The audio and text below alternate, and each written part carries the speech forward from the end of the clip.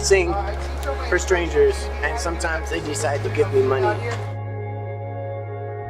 When I left my girlfriend, who I didn't agree with at the time, and just went to sleep on the beach in Hawaii. I was like literally sleeping on my guitar on the beach. And one day a guy, after a couple of weeks, a guy was like, "You have a guitar, and there's millions of tourists over there. You should put those together and they will pay you." I was like, "No, that's crazy." I was freaking out, and so I decided to just kind of come up here and see what it would be like if I just tried it. I was kind of like a last-ditch effort. I was freaking out, and I played, and I was able to make enough money to pay for college each month.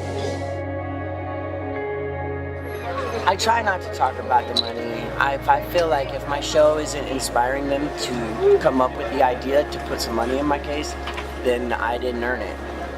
It took a big step of faith to come out and depend totally on work that it wasn't charged for, but it could be anything.